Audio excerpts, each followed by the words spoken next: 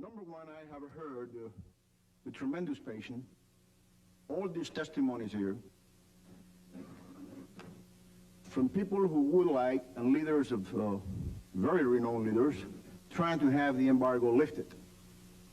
Those people are advocating an end to the embargo to the Cuban government. I have not heard from any one of them an end to the killing, to the suffering of the Cuban people, to the release of political prisoners, an end to the thousands who have been drowning on a daily basis in the Gulf of Mexico, trying to leave the island on anything that floats.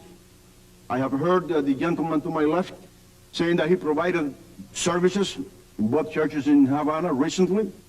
I have not heard the gentleman to my left never providing a service of offering a mass for those who are imprisoned in Cuba, thousands and thousands of them.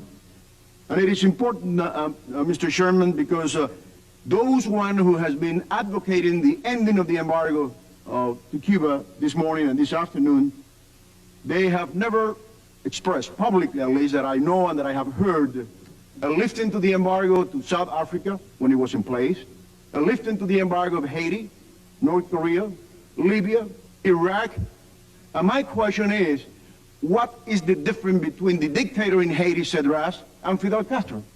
What is the difference between him and Saddam Hussein?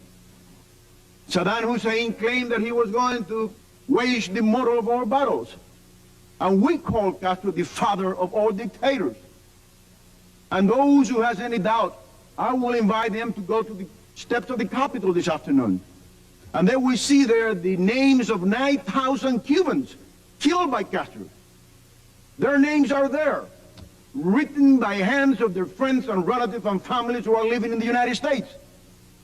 Castro is the worst killer that any people living in the Western Hemisphere has ever suffered.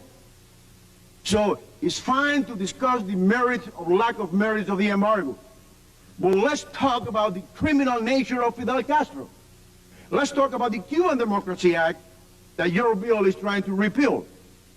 Everybody talks about the Cuban Democracy Act and the strengthening of the embargo.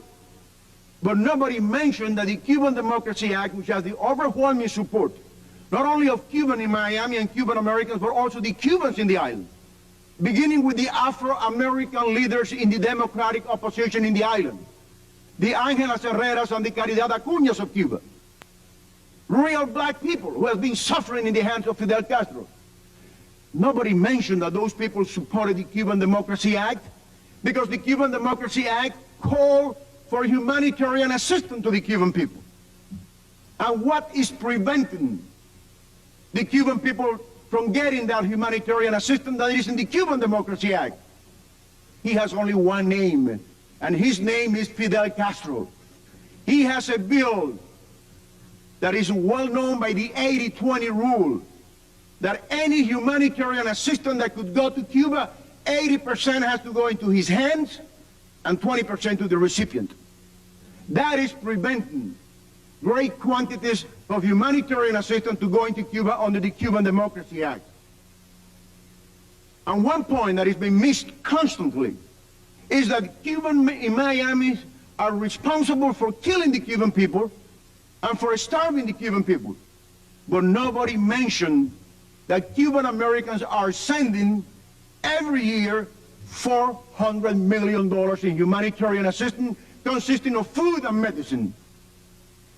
More assistance and more food and more humanitarian assistance that Castro has ever provided to the Cuban people. And you hear testimony here today trying to blame the Cuban American for starving off the Cuban people, trying to pay us a price because we succeed in this country. And if there is an American dream and an American dream live today in the United States, it's the Cuban American community, with the least amount of criminals, the least amount of criminality index of any ethnic group in the history of the United States. Yes, we have succeeded, and we have gotten into the American system, but we haven't forgotten our brothers and sisters back in Cuba.